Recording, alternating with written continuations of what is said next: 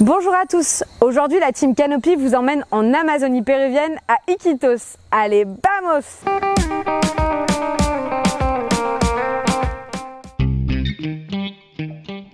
Iquitos est situé au nord-est du Pérou. C'est la plus grande ville du monde, inaccessible par voie terrestre.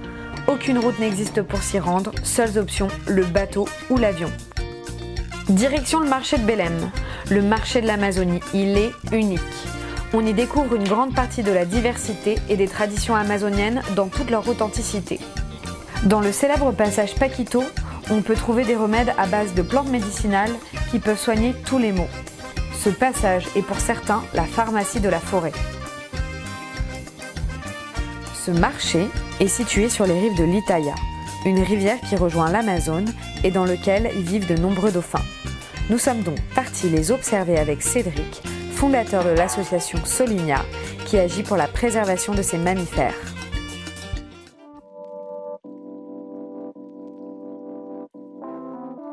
Le dauphin rose et on en a le dauphin gris.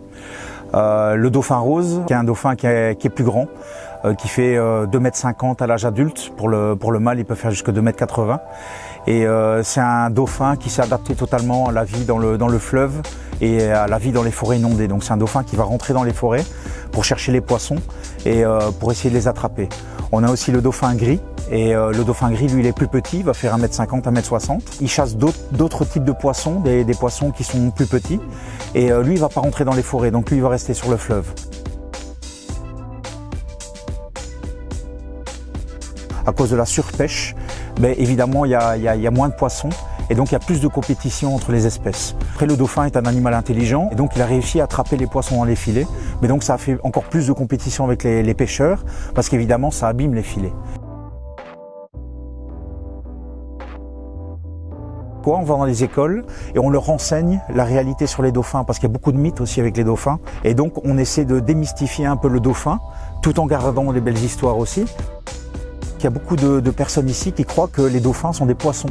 Donc on leur apprend que ce sont des mammifères, que ce sont des mammifères qui ont des poumons, qui doivent respirer mais qui vivent dans l'eau.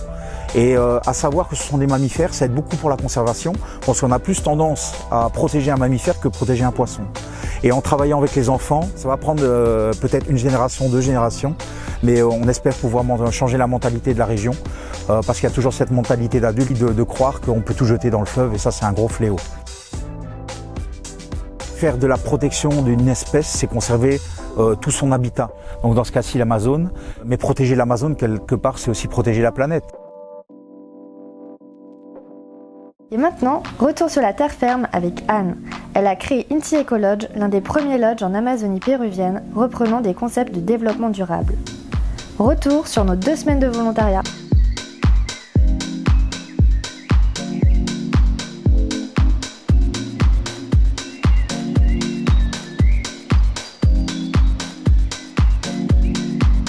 En Amazonie, la permaculture, c'est très difficile. En général, les projets permaculture abandonnent.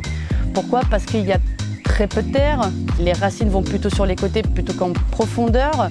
Et donc, il y a toujours un énorme travail à faire avec la terre qui prend beaucoup de temps. Donc, c'est un petit peu un challenge. Ce que j'aime du côté permaculture aussi, c'est que ça, c'est niveau plante. Après, il y a aussi tout ce qui est bioconstruction. À la base, une bioconstruction, c'est essayer d'utiliser ce qu'on a à côté de soi pour faire une construction. Et j'ai voulu l'appliquer ici parce que comme on s'est rendu compte qu'il y avait énormément d'argile, on s'est dit on peut faire une bioconstruction déjà en adobe. En plus de ça, on a voulu creuser notre piscine de plantes aquatiques et en fait on a récupéré toute cette argile pour pouvoir en faire une construction. Ça va en fait servir pour une serre et le fait d'avoir ces gros murs en adobe va rafraîchir l'intérieur, ce qui va nous permettre aussi de pouvoir avoir d'autres plantes en fait, à l'intérieur de la serre.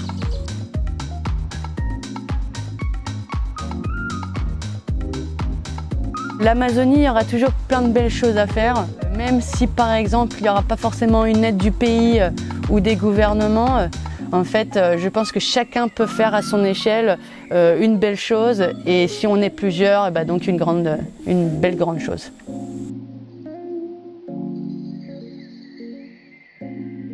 Merci le Pérou, découvrez notre prochaine initiative inspirante en Colombie à Laetitia.